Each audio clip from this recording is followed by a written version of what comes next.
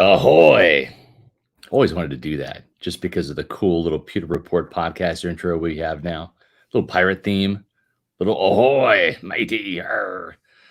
I'm Scott Reynolds, and it's Monday, folks. It means it's another edition of the Pewter Report podcast. So, welcome, Pewter Report readers, listeners, and viewers, to a big show. Lots of news today to cover, and we've got Bucs mandatory Mini-Camp coming up this week. So, lots to discuss. We've got some breaking news, kind of. I mean, not like right at this hour, but we've had a lot of kind of little news and tidbits today that are going to excite you and entertain you. And that's my job. It's also James Hill's job from Pewter Report, my co-host today. On today's Pewter Report podcast, energized, as always, by Celsius, the official energy drink of Pewter Report. And let's get things kicked off today with James and I talking Tampa Bay Buccaneers football on a Monday. How about that, James? How are you doing today? Yeah, first off, hey, happy Monday to everybody. Great way to start off the week, right? Talking about some Tampa Bay Buccaneers football. And like you said, Scott, a lot of stuff going on today, like little news, little tidbits here and there, which I think is, pretty interesting. We have a lot to talk about today, but also Tuesday, Wednesday, Thursday is going to be very busy for us. We're going to be covering the entirety of the mandatory mini camp. Who knows what storyline is going to be going into and coming out of that couple of days there with the Bucs. So yeah, all in all, it's been a pretty fun day so far. Hopefully everybody is having a great Monday as well to kick off the week. Looks like it. We got a lot of Go Bucs here in the chat, which is awesome. We love you, Pewter people. And it's Monday. And you know what that means? It means that at 4:20 today, we've got this thing that we call Roll Call. Where are you at, Pewter people? Call. Don't do it now. At 4:20, we're going to be asking you guys to tell us where you're watching, listening today's program from. And I'll go on a little Pewter rant, or maybe it's an orange-colored rant today, because we have some news about the Bucs creamsicle uniforms. That game has been announced. The team teased it over the weekend on social media, but they went ahead and announced that date today, and we'll get to that in just a second. James, I don't know if you know this, but when I go on the road incognito, whether I'm ordering at a restaurant like for takeout or fast food, or I'm checking into a hotel, I use the code name Rodrigo. Oh, okay. Yeah, that's kind of my code name. It's inside Pewter Report joke. We all have names. We have to get one for you too. Yeah. I think Sly's is Gustavo. Bailey's is Lorenzo. And I'm Rodrigo. You can call me Hot Rod. Okay. And the funny thing is I watch a lot of Georgia football, and I've watched Georgia football for a long time. My wife Ashley is from Georgia, so the Bulldogs are just as watched as my Kansas State Wildcats are. And Rodrigo Blankenship, I mean, what a hell of a name! I mean, Rodrigo Blankenship, one of my favorite Georgia Bulldog players, very good college kicker. He's in the news today for the Buccaneers because they're actually bringing him in for a tryout. Now, he was last with the Arizona Cardinals, and before that was with the Indianapolis Colts. We reported on Pewter Report last week, Jake Verity, the kicker that was the only one on the roster until they signed Chase McLaughlin this offseason, who right now is the odds-on favorite to win the job. But they want to have a full-fledged kicking competition, and why wouldn't they? So they're bringing in Rodrigo Blankenship for a tryout this weekend, James. Yeah, very interesting situation there, Scott. I'd actually talked about it here on the Pewter Report channel earlier today. They're bringing him in for obviously, like you said, a tryout for this mandatory mini camp. Right now, as it stands, Chase McLaughlin is still the only kicker technically under a full contract with the Tampa Bay Buccaneers, but they are bringing in some veteran competition. This is something that, we've been talking about on the Pewter Report podcast, on just the smaller videos that we've been making here at Pewter Report and articles. While one could assume that Chase McLaughlin, definitely has a lot of good momentum in his favor, especially since they moved on from Jake Verity, I don't think that it was a slam dunk that just because they had waived Verity from the team, that Chase McLaughlin was going to be this team's kicker. They were still going to bring in some type of veteran as competition. They have done so with Rodrigo Blankenship. I believe Ian Rappaport had talked about this. He had actually just had surgery on a torn muscle in his leg back in January. Apparently, this is the first time he's been fully healthy in over a year, which is pretty substantial to, for a kicker, especially, regarding the overall health of your legs and whatnot. So There were multiple teams interested. Blankenship has, at least initially right now, opted to take an opportunity here with the Bucs in some type of tryout capacity. We'll see if that leads to a full-time contract. If he looks good in this mandatory mini camp, who knows? He could have a really good day one, and they may decide, okay, we'll sign him to a full-time deal, for a little bit now. They still have that open roster spot from Jake Verity getting waived from the team. So all in all, this should be a pretty interesting competition moving forward now with both these veterans. By the way, both former Colts kickers as well, which is an interesting thing to note there. It's true. Yeah. Listen, Ryan Suckup has done a really good job for this franchise for 3 seasons, even dating back to last year. He just couldn't hit the long field goals. And when you look at the scoring, it was down last year. And I'm not going to blame Ryan Suckup for that, but he was pretty rock solid, rock steady for this team for the Super Bowl run. And then, the subsequent NFC South Championship years for Tampa Bay, but he's 36. They need to get a younger leg in there.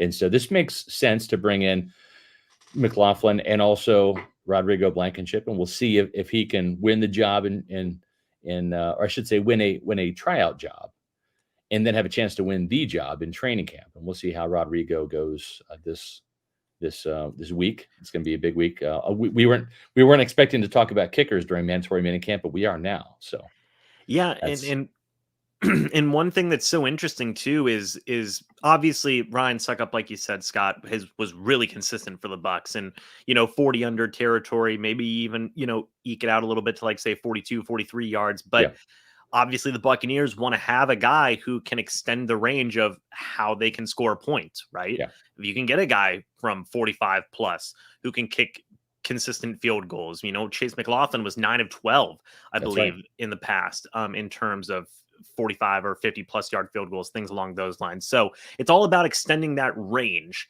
of how many, yards back can you score points, right? With Suckup, hey, he was really accurate in terms of 40 and under, but it was to a certain point. It's all about extending that range.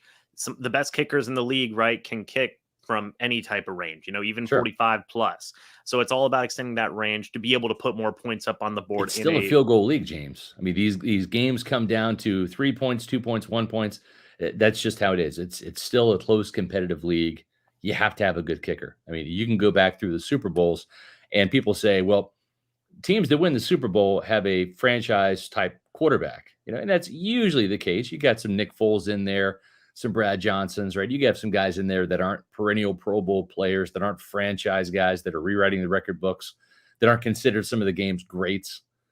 But you go back and look at those teams, and they've got damn good kickers, right? I mean, you go back, ask Tom Brady about kickers, right? Stephen Gostkowski and Adam Vinatieri. Those 2 guys won the Super Bowls for the Patriots just as much, sometimes if not more than Tom Brady. Brady has not always shined in the postseason. His best postseason game, his best Super Bowl, probably in terms of individual performance, and J.C. Allen might contradict me because he's the resident Patriots guy in our staff. But, I mean, Tom Brady's performance with the Buccaneers in Super Bowl 50 was probably his greatest Super Bowl outside of the comeback win in overtime against the Falcons. I'll give him that. But still, it comes down typically for the Patriots and other teams to field goals in the playoffs, in the Super Bowl, etc. The Bucs got to find a good kicker this year. Otherwise, it's just not going to be a good year in Tampa. Yeah, and it's all, again, I know some people kind of groan and cringe at the idea of, look, you had this consistent thing, this consistently good thing in Suckup, and he was able to make his kicks, and you moved on from that, and now you're trying to experiment again. What's going on with this, folks? It's all what we've been saying. It's all about increasing the range of being able to score points. One interesting thing, Scott, is that as far as I know, Ryan Suckup, he's not with another team right now, right? Correct. Yeah, he's not. And Will Golston, there are a couple other players, Akeem Hicks, Logan Ryan. These are guys on the Bucs speed dial if there is an injury, if there's an emergency, right? It's not like they're bringing these guys back because they're older, a little long in the tooth, but If there's an injury, if there's some ineffectiveness in certain positions, the Bucs would not be opposed to bringing back some familiar faces too. So James getting a lot of love here in the chat today. So this is our first time doing the Pewter Report podcast, you and I. It's not going to be the last time, folks. We're going to see a lot more James Hill in the days, weeks, and months to come here on the Pewter Report podcast. So appreciate y'all tuning in. We have a super chat we'll get to, and then we'll talk about the creamsicles because Cali Bucks $4.99 super chat. Appreciate it. I understand the nostalgia of the creamsicles, but not the obsession. They only remind me of bad ownership. Sorry. Well, that's true. I think for a lot of older Buccaneer fans, and I think of like the late great Mark Cook, for example, a legendary Pewter reporter, very good friend of mine, Luke Easterling, some people in the Tampa Bay area that wound up covering this team, but started off being fans of the team way, way back in the day, the old timers, right? I call them the 76ers, not the Philadelphia 76ers, the 1976ers, the people that were here, the inauguration that saw some really bad football, whole bunch of losses in a row until 1979 when Leroy Selman and Ricky Bell, wrong Bucs running back in orange, Ricky Bell, Doug Williams, John McKay had this franchise on the doorstep of the Super Bowl and lost at home to the Rams, I believe 9-0 at Tampa Stadium. So a couple of good years in the orange and white, but now it's more for nostalgia, and the Buccaneers have not always fared so well, James, in the throwback uniforms. I remember in 2009, probably the best throwback game, Josh Freeman hooked up with Sammy Stroughter in the back of the end zone on a 4th down to beat Aaron Rodgers and the Packers. And that was only one of the Bucs' 3 wins that season. That was Raheem Morris's inaugural season. And that was in a throwback game. Otherwise, most of the throwback games, just like the Ring of Honor games, they typically don't go well for the Buccaneers. They did last year with Bruce Arians in the Bucs Ring of Honor in the win over the Panthers. But we'll see if the resurgence of the creamsicle uniforms now after a layoff, James, has a big difference. And that's going to be October 15th against the Lions. Yeah, it should be a really fun, game. Obviously, I know a lot of people are probably upset with, they were 1 year away from having Tom Brady in a creamsicle jersey, right? Look, unfortunately, just that's how the things fell. That's how the chips fell, unfortunately, for some people. But I know that, hey, myself personally, Scott, I'm a big fan of the uniforms. I think they look pretty good. I think that it is going to be very fun to see them in the old uniforms. Like you said, not the best history with the uniforms, not even just in terms of bringing them back, but like you said, just the original history with the Bucs from 76 to 96, I believe, was whenever they stopped using the uniforms.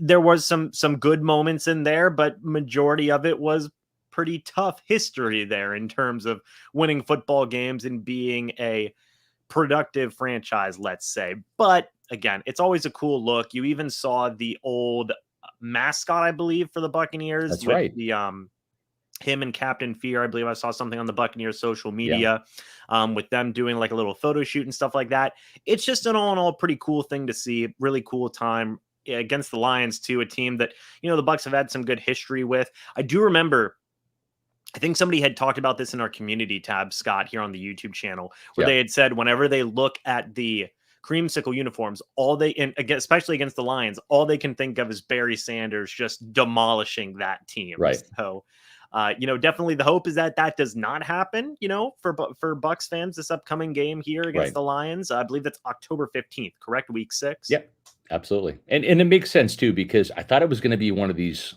throwback games to the NFC Central opponents. The Bucs have 2 of them on their home schedule this year. The Bears, which will be the home opener in week 2.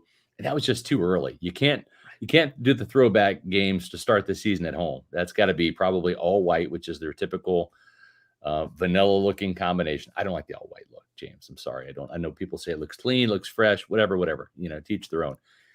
The team's colors are red and pewter, not white. I mean, white's like an accent color, but they make it all white because they want the other team to suffer in the heat. And I get that to a degree, but the Lions game made more sense. It's a little bit later. It's I think it's the first game after the bye week. So it makes sense to do it against the Lions.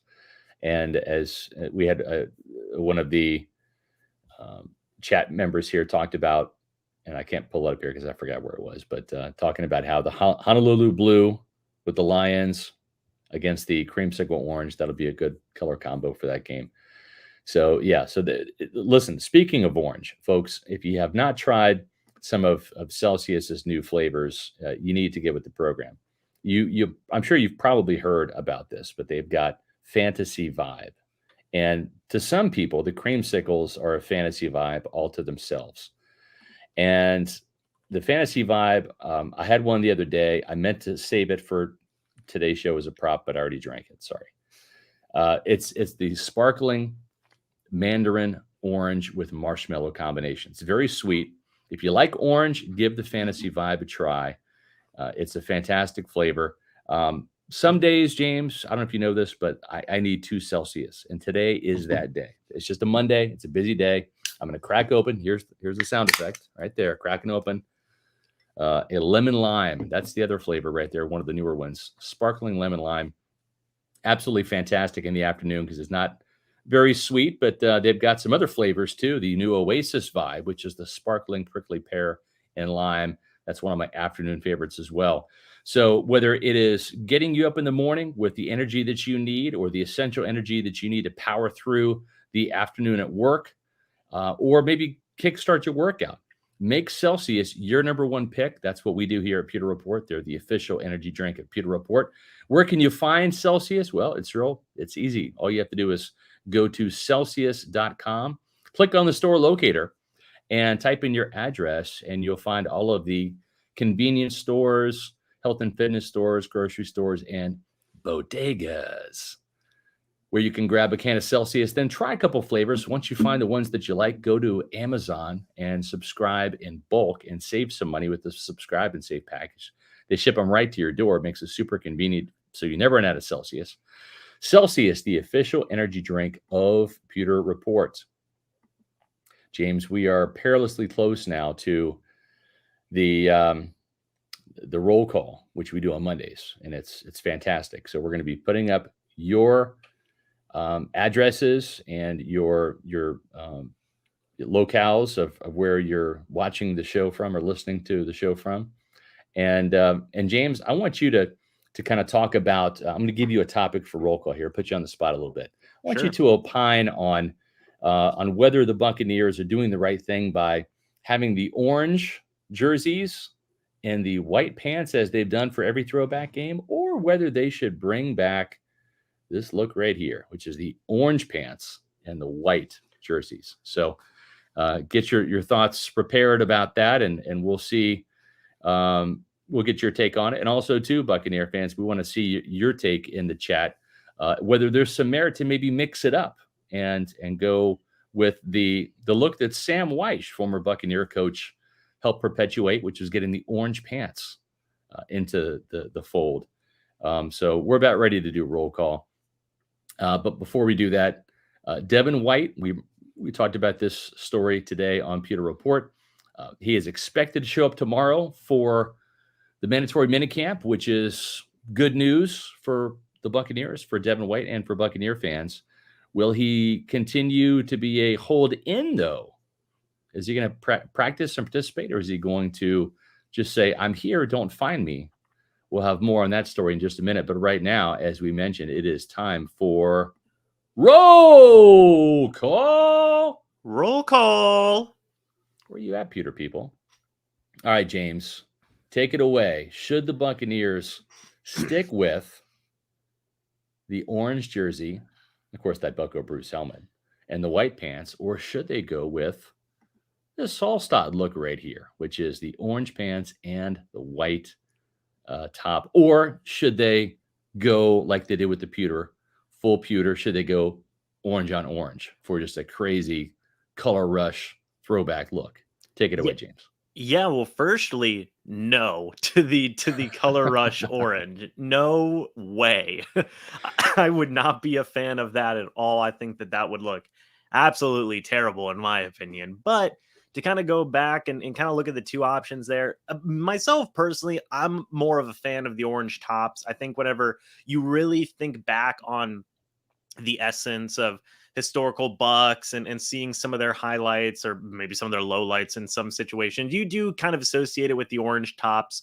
I think in most situations, that's what me personally, I normally associate it with. I think that'd be a good combo. I think that orange, the orange coloring being the main part of what that uniform is, I think is just what it should all be about. I think that it would look really good with the white helmet too, with the, as you can see right there in our example photo, just the orange top with the white helmet with the orange accents in the helmet. It just looks good. You have the white pants there with the strips of orange and red in there as well. I just personally think it is a better look whenever you get into the orange pants with white top, what we were seeing with that Mike Allstott. It just looks like, it just looks like an away uniform. It just looks like something that they wouldn't be wearing it at a Bucs home game, right?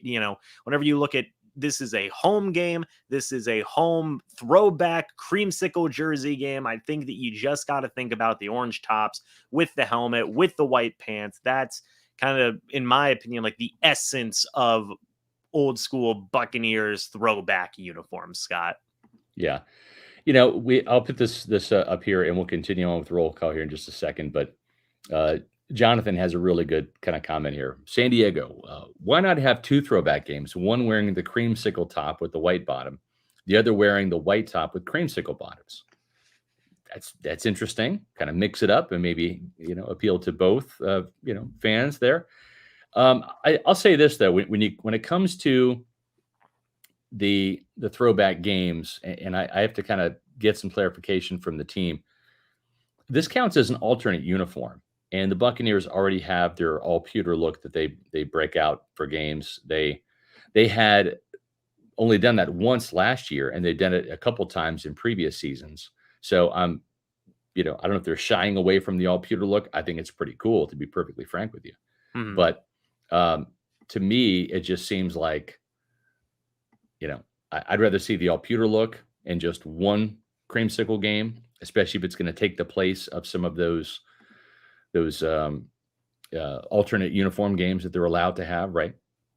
Yeah, I think that it'd be interesting, right, to have a throwback game and an all pewter game. I think that just adds to the variety of the uniforms you get the whole year, right? Two throwback games. It is a very interesting idea, but I like more variety with the uniforms because you're going to have the aways, you're going to have the homes, the normal jerseys that you usually get. You're going to have that all pewter look that they have, which I agree with you, Scott. I think that looks like a very sleek look, a very cool look in regards to their overall uniforms. And now you're going to have a throwback game in there as well. So you've already got a lot of stuff going on with your uniforms, 4 different uniforms that the Buccaneers can go out there with. That's not even including how they like to really mix and match a ton of different pants and tops combos that they have already done in recent years, like you were saying, Scott. So they've already got a lot going on with their uniforms. I think that it's already a pretty good variety. I know variety is the spice of life, but I think the Bucs already have a good amount of variety already.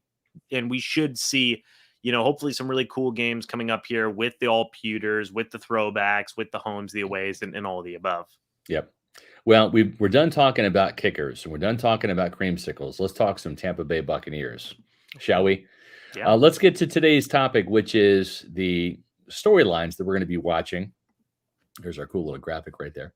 And you see Devin White and Shaq Barrett there. And let's start with Devin White, shall we? Because he was in the news today. Devin White showed up Sunday for a voluntary photo session that the team had for promotional pictures and videos and things like that. The little Jumbotron clips that they show on third downs. Come on, let's go, make some noise. And so it was good to see Devin White there participating in that. But the big question is whether he is going to show up on Tuesday and actually don the helmet and practice, or if he's just going to show up and do what's called a hold in. And I talked with a couple of members of the organization, and they're not quite sure what's going to happen right now. But they do expect Devin White to be here Tuesday, Wednesday, and Thursday for the mandatory minicamp. But the hold in has kind of become a new phenomenon in the league where players show up, and say, I'm here. So technically you can't find me. I'm not holding out, but I'm just not going to practice. And so the NFLPA, NFL collective bargaining agreement, there's nothing in there about players showing up but not practicing. You can't find a player if he shows up but doesn't practice. And there's been a couple of big name stars that held out last year. I should say held in, because that's the term we're using. DK Metcalf, Deebo Samuel, a couple of those guys. And we'll have to see if Devin's going to be practicing tomorrow or not.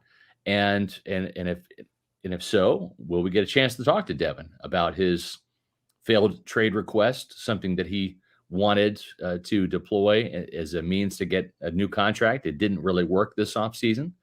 And we'll see if Devin White takes the field tomorrow or not. James? Yeah, and this is something I talked about earlier today here on the channel as well. Like, what's the future of Devin White with the Tampa Bay Buccaneers in terms of the immediate and the long-term future, Scott? I think that it's definitely going to be an interesting situation as to what happens tomorrow, because that can affect both the immediate and long-term futures of Devin White. Because again, like you said, if he starts this hold in and not necessarily any answers are brought up as to where he's at regarding his stance with contract negotiations and what's going on with the Tampa Bay Buccaneers, it's going to murky the waters a little bit. Now, Scott, you may be able to help me with this. As far as I know, Devin White's trade request hasn't been rescinded, right? Not to my knowledge. He's posted some things cryptically this offseason on social media. And one of those things that he posted that was kind of cryptic, and I don't have it pulled up right in front of me, but I'm going to paraphrase. It says, sometimes, you learn some lessons, and it kind of alluded to the fact that maybe he's had to change his tune a little bit here. Devin White doesn't have any leverage whatsoever. The team said they're not going to trade him. If he holds out, it's not going to do anything to get him more money any quicker, because he would still have to play on his fifth-year option amount, which is $11.706 million. Champagne problems, as Larry Foote, the co-defensive coordinator, says. But so he had to play for that pay level next year, and it would not accrue a year towards free agency. So he's basically the property of the Buccaneers, and the only way he's going to get a new contract is to play this year and then hit free agency next year. And either the Buccaneers re-sign him, or they can franchise him, which they're not going to do, but it is an option, or he could end up signing somewhere else. And my guess is, and this is early and we'll see, my guess is this probably has soured the Buccaneers a little bit on Devin White with regards to having him for the long term. I've talked to some people in the organization. They haven't really come out and said that, but you kind of get the sense that, wow, he's pulling this stunt right now when most players play on their fifth-year options without holding out. And if he's all about the money, let's say the Buccaneers extend him and give him a 4-year contract extension and make him the highest paid linebacker in the league, give him Roquan Smith money, $20 million and 1 penny or whatever, just to make him number one. And then, James, what happens 2 years down the road when somebody leapfrogs him and he's no longer the top dog? Is he going to hold out again for more money? It kind of seems to be his MO a little bit. And for Devin White to not just hold out, but to go right for the trade request, it tells me, and I think the organization as well, listen, I want my money from anybody that's going to pay me. I don't care if it's in Tampa or anybody, any other team. But yeah, Derek Brooks, when he held out in 2001, he didn't want to be traded. He wanted to be a Buccaneer. He wanted the Buccaneers to give him more money. There's a big difference. Yeah, a trade request is such a risky and dangerous thing to put out there, right? In terms of negotiating tactics. We've seen that be successful for some players. We've seen it not be successful for some players, and some teams just call the guy's bluff and say, all right, go get your money elsewhere. Yeah. Right. We have seen situations like that before, but Scott, I agree with you in terms of Devin White, with the MO. And I think whenever Devin White was drafted, he said, hey, one of my goals is to be the first $100 million linebacker in the league. Is that correct to say? Yeah, that's right. He said that right after his pro day at LSU before the draft, before he even became a Buccaneer. So he put it out there for all of those NFL teams, the Buccaneers included. that he's all about the money. He wants the money and he wants to be paid, and he wants to be paid now, according to Devin, because of his trade request this offseason back in March. Yeah, and I think the biggest thing here is in I know that we've talked about it here at Pewter Report, and I've seen multiple other national outlets talk about it, and even the Bucs coaching staff, I believe Bruce Arians was quoted as saying this: just go earn your money. You've got to go out there and play to earn your money. If Devin White goes out there this upcoming season, he cleans up some of the things that he's been struggling with the past couple of years. He's number one in missed tackle percentage the past 2 years with the Tampa Bay Buccaneers. He still has some pass coverage issues, which we have very much highlighted here on Pewter Report. His pass rushing ability is still very good. I think that he, you can argue that he's one of the most efficient, I guess I should say, consistently productive pass rushers that the Tampa Bay Buccaneers have based on how Todd Bowles uses him in this defensive scheme. However, those guys who are getting all of that money, your Roquan Smith, your Fred Warner, those guys are all around good linebackers in terms of tackling ability, in terms of coverage ability, in terms of everything that they need to do as an inside linebacker, they can get the job done. Devin White right now is not in that grouping, point blank. Simple as that. And to make a trade request and, to have those types of things out there, potentially have a hold in, and who knows, we'll see. He may be out there practicing tomorrow. That would be a very huge, interesting thing to pay attention to. And of course, we'll be covering that here on Pewter Report. But whenever you look at that trade request, it does make sense as to why it would sour them a little bit. I think the Buccaneers have put a lot into Devin White, have shown a lot of support to Devin White as well. And they have not, as far as I know, they have not really had any indication to say, well, we're not going to pay Devin White. Right. It's just, you got to go out there and earn your money. But right now, Devin White, you see some impatience there. You see a trade request there. Like you said, MO possibly to say, hey, I want my money. Doesn't matter who pays me it. I want to get paid the amount of money that I feel I am owed. Definitely muddies the waters, definitely complicates that situation, and could sour some things between the player and the organization as a whole. And I'll tell you what, we've been all over this at Pewter Report since the rookie minicamp. SirVocea Dennis has been outstanding for a rookie. Now, he's not the second coming of Levante David just yet or anything like that, but for a rookie linebacker, this kid gets it. He's very cerebral. He seems to have a knack to be in the right place at almost all of the right times. And whether it's his ability to blitz, which he showed at Pittsburgh as a teammate of Kalijah Cansey, the Bucs first-round pick, where he had 15 career sacks, including 7 last year, or in coverage, where he had a pick 6 in his first rookie minicamp practice and has had at least a nice pass breakup here or there in the practices that we've seen. So we'll continue to keep an eye, but everybody I talk to at the team facility is raving about SirVocea Dennis. And that's not just lip service because of the Devin White situation. That's hey, Devin White, it would behoove him to practice with the team because this guy's really making a very good impression. And SirVocea Dennis, whether he's going to be a starter next year, not this year, but next year, whether it's replacing Devin White or replacing Levante David, who turns 34 in January, this guy is going to be a starter. The arrow continues to point up for him. If he continues at this trajectory, that's what's going to happen. He had a ton of success at Pittsburgh. He just seems to have the football IQ, the savvy to make things happen. We'll see how he progresses when the pads come on. But this is a kid they're very excited about, James, and it's going to behoove Devin White to hurry up and put the pads on and keep his starting job. Well, that's where you get into a situation too, where, hey, if things are souring and the Bucs say, well, SirVocea Dennis is already doing a pretty good job, that won't give them a lot of incentive to pay Devin White in the future if he isn't going to go out there and practice and showcase that he can be an all-around good linebacker. Because you have a young guy in SirVocea Dennis, very surprised that he made it to the 5th round of this recent draft, Scott. I mean, everything that you see from SirVocea coming into the Buccaneers organization is all good. He is a leader. He is a good pass coverage guy, a solid tackler, a solid blitzer, a really good fit for this Todd Bowles defense. I think that he really does give you a lot of balanced linebacker play. Gosh, even in the one OTA that we saw together, Scott, Yeah. he was making plays and doing a lot of really good things. I fully believe that's going to continue in this mandatory mini camp coming up here starting tomorrow and throughout the remainder of the training camp and preseason games. I think Servassier Dennis is going to be one of the top guys to pay attention to already because of the fact that that's just because he's worth paying attention to because of his ability that he has been showcasing in all of these roles and in all of these aspects coming out of college and what he has already done so far in the NFL, but at least in terms of practices, but also because of the Devin White situation. I mean, if Servassier just continues to look good and good and good and good, may make a guy like Devin White more expendable than people may believe.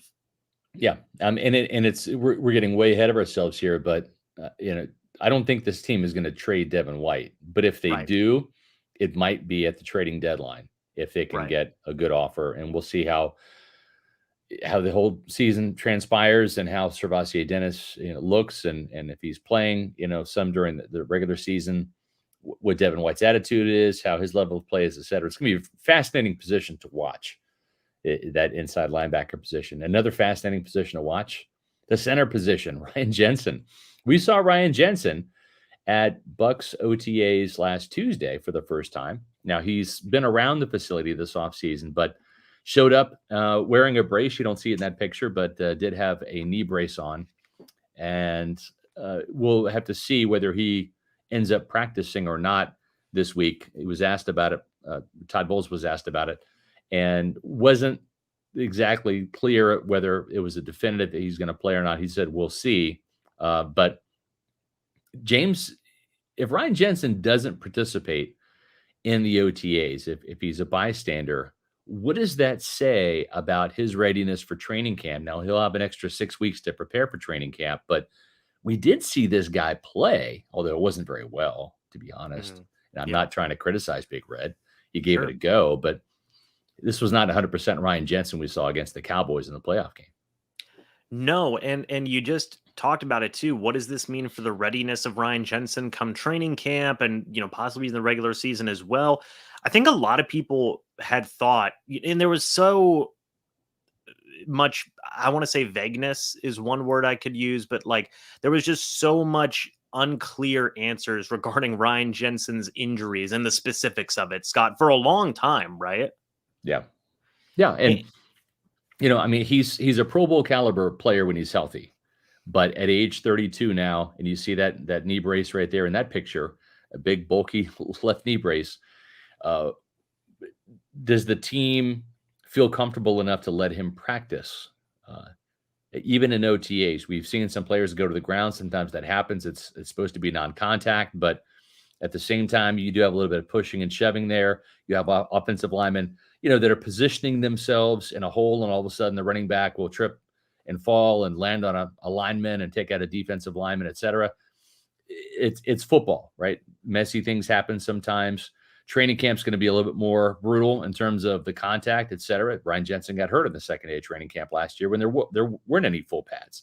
So injuries can happen at any time, but this is certainly something that bears watching, and we'll have the latest on Ryan Jensen's situation tomorrow at Bucs Mini-Camp. That's one of those storylines that we're going to watch, James. Yeah, and like you said, I think that the Bucs have to be careful regarding this, right? Because they already had a season without Ryan Jensen, last year, and things were definitely tough for that offensive line. They struggled without Ryan Jensen. I think that if I had to give a guess as to what the organization would do, I imagine, hey, they're going to give Ryan Jensen as much of a break as they can and rest him up as much as they can in terms of workouts and making sure that he is fully ready to go, because you have a new quarterback coming in now with Baker Mayfield or Kyle Trask. Regardless of who it is, it's going to be a new starting quarterback. You need your stalwart center, your guy who has been there for a lot of times, who can be the general of that offensive line in Jensen, to be there to help out both of those quarterbacks and build up that chemistry between the offensive line and the quarterbacks and be that bridge, so to speak, Scott. So I think it's definitely huge that they take their time to not even potentially run the risk of re-aggravating any types of those significant knee injuries that Jensen had gotten. Again,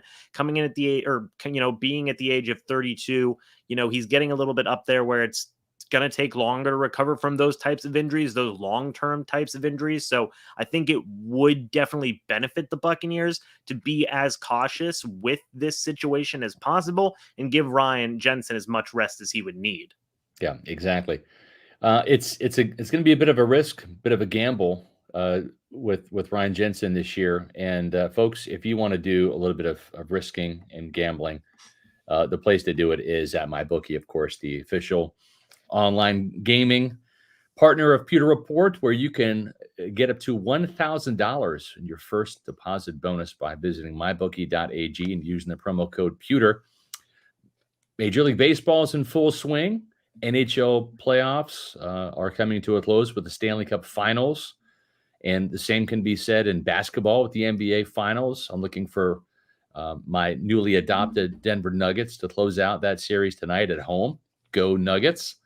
I'm a big Nikola Jokic and Jamal Murray fan. I'm jumped on that bandwagon after my time out there in Denver. So whether it's tonight's game, the finals, where the Heat will have to win to stay alive, or the Nuggets will close it out, or if it's the NHL Stanley Cup Finals, or baseball, or tons of UFC fights all summer long, make MyBookie the place to go for your online gaming needs. And whether it's their sports book, whether it is their online casino, folks, do me a favor, go to mybookie.ag and sign up using the promo code Pewter and get up to $1,000 in your first deposit bonus.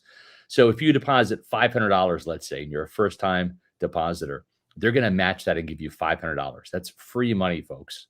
It doesn't get any better than that. You can do that all the way up to $1,000. So football season's coming. It's around the corner. They already have a couple of prop bets up. If you want to bet on the Buccaneers winning the NFC South, I think the current over-under for the Bucs is 6.5. I'm taking the over.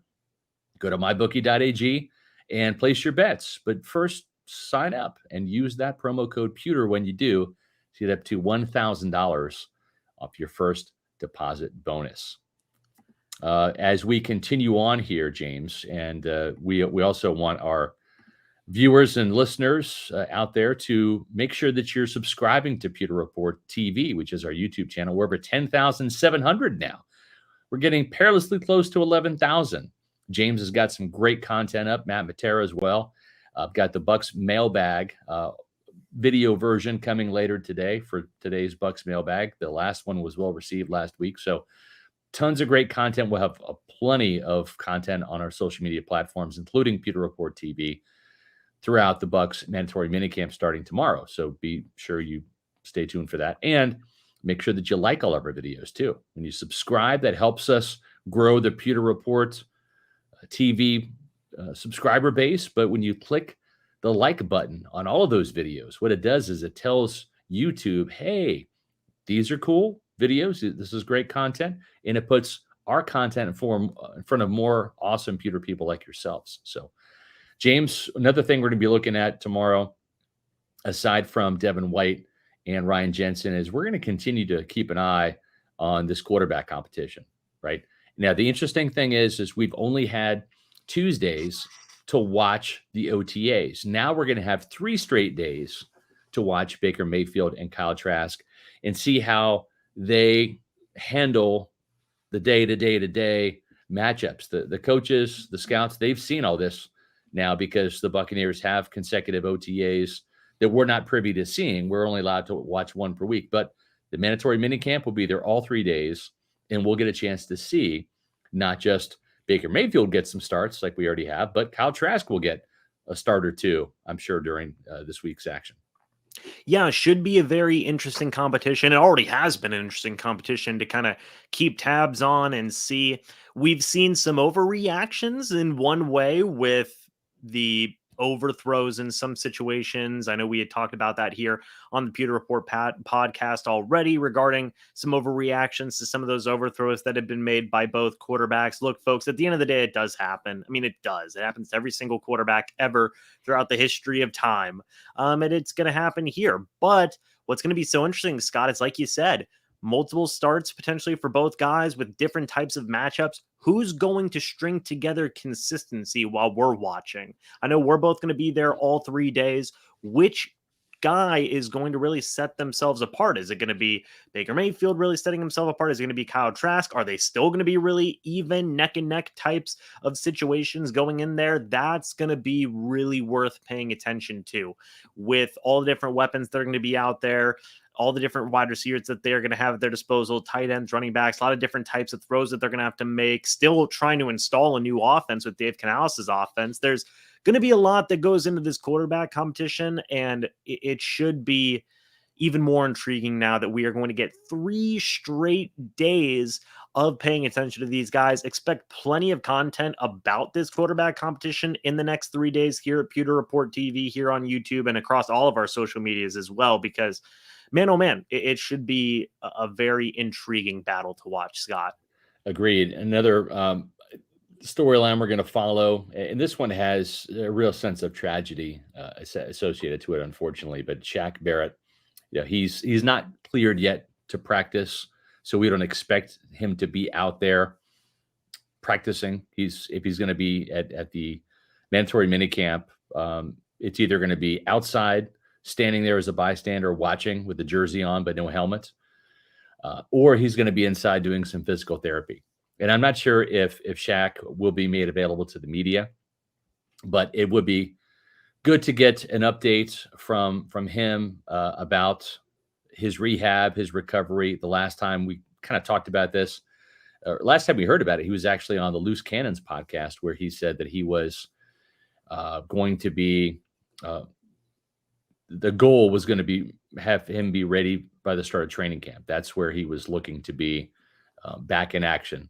Is hopefully by the start of training camp, certainly playing in the first week of the season, and we'll see if he is closer to one goal as opposed to the other. I think that the team is hopeful that he'll take part in training camp. We saw that with Chris Godwin coming off of a torn ACL injury, but with Shaq, that torn Achilles, a little bit older, he might not be able to participate in training camp until the latter part of August. And we'll just have to see. And of course, losing his precious daughter to a tragic drowning accident in his pool is still weighing on him. You see the outpouring of love on his social media channels when he posts pictures of his little baby girl, and very sad, tragic events happening to Shaq this offseason. But from a football standpoint, he wants to get back out there. He wants to be healthy and join his brothers in battle this fall. And we'll try to get an idea of where his recovery stands, because the Bucs are counting on him to really come through with some serious pass rush this year. He didn't have a great year last year prior to tearing that ACL. I'm sorry, prior to tearing his Achilles against the Ravens on Thursday night. And we'll see how his recovery is going, James.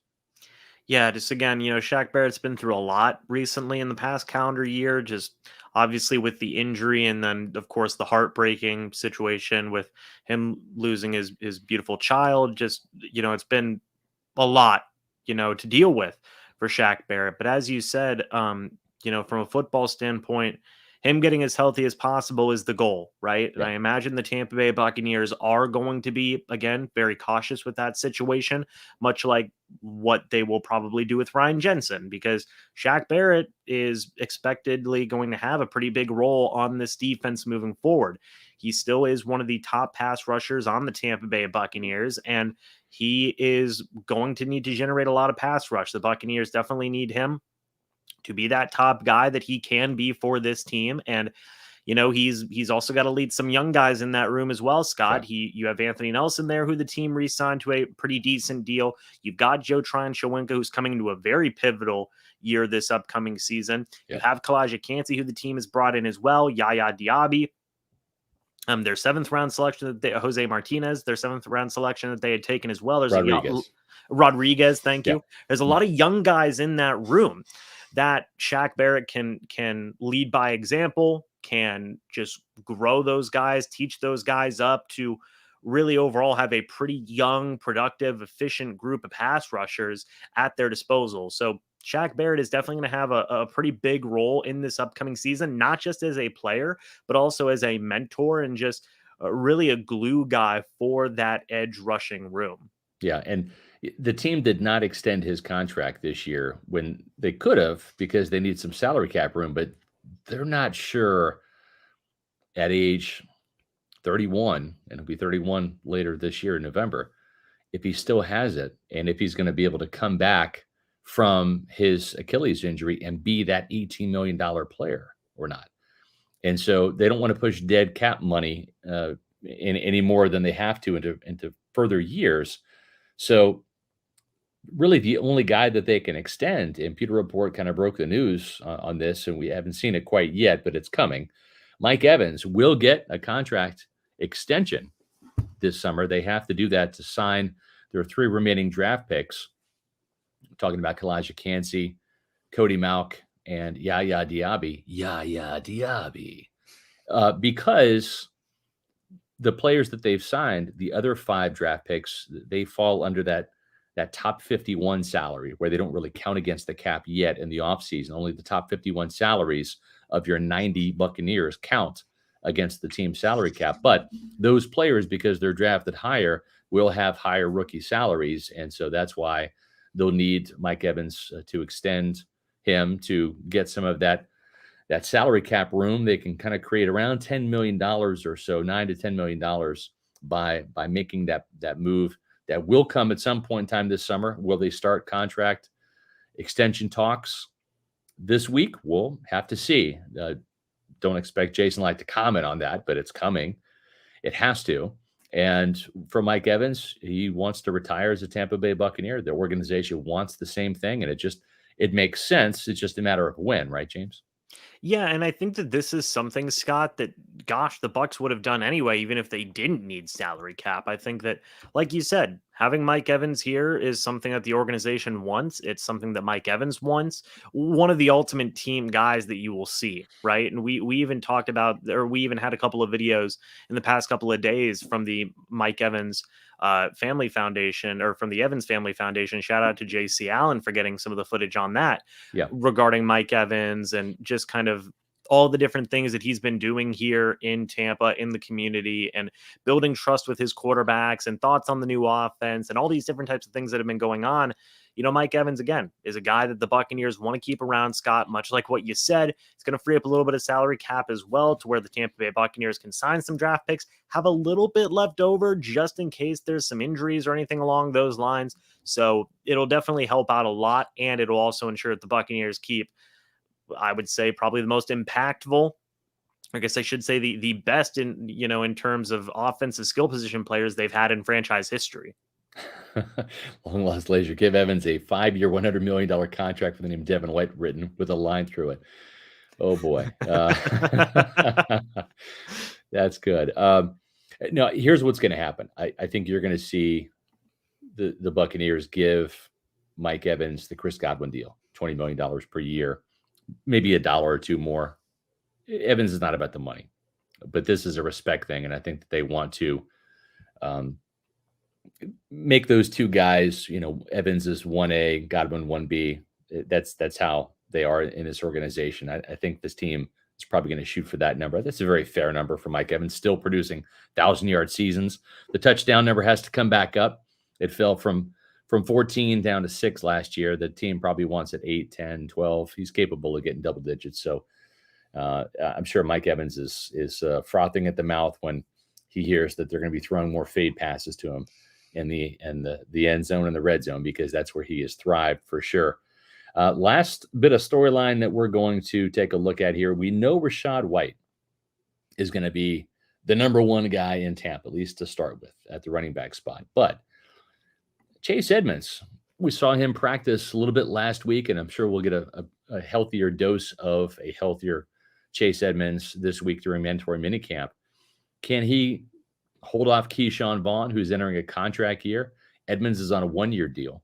We'll see if either one of these guys can make enough of an impression to maybe start training camp as the number 2 back. This is a long way from being decided, of course. And then Sean Tucker, undrafted free agent at Syracuse. James, we haven't been able to see him yet. He's got a heart condition that the team is expecting him to be cleared medically, hopefully by training camp or in training camp. But it's not a life-threatening condition. It's a condition that he's making some progress in. It was first detected at the combine. That's why he went undrafted. But the Bucs are very, very excited about him. And they feel if he can participate in training camp, get the system down, and shine in the preseason, this guy might end up being the number 2 running back when it's all said and done.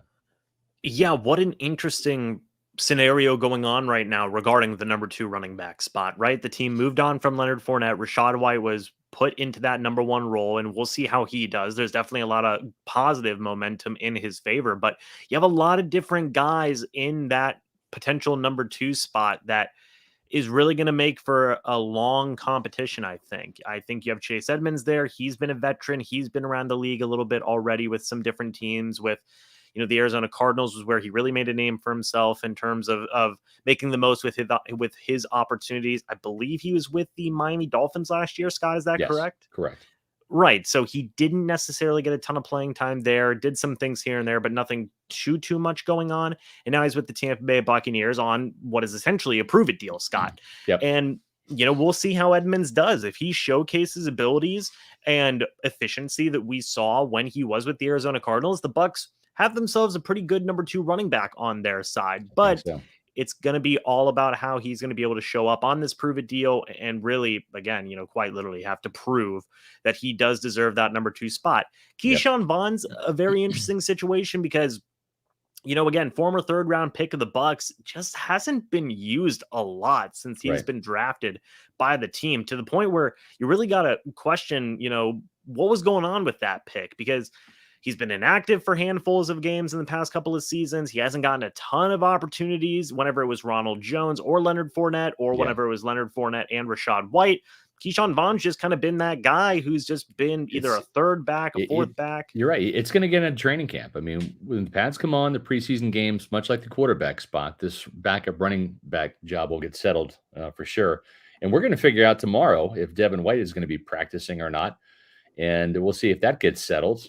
And we'll have that tomorrow at 4:00 on the next edition of the Pewter Report podcast. Make sure that you are joining us on pewterreport.com, the mothership, for the best Bucs coverage. We'll have wall-to-wall Bucs mandatory minicamp coverage here on Pewter Report TV, which is our YouTube channel, and on pewterreport.com. And make sure you follow us on social media at Twitter, at Instagram, and at Facebook, at Pewter Report. All 3 of those at Pewter Report. And we'll be back tomorrow at 4:00 for another edition of the Pewter Report podcast. James, it was a pleasure having you on today. Our first 1-2 punch here on the Pewter Report podcast. It won't be the last one. Pewter people, we appreciate you all very much. Thanks for the super chat, for your great comments today, and for participating in roll call.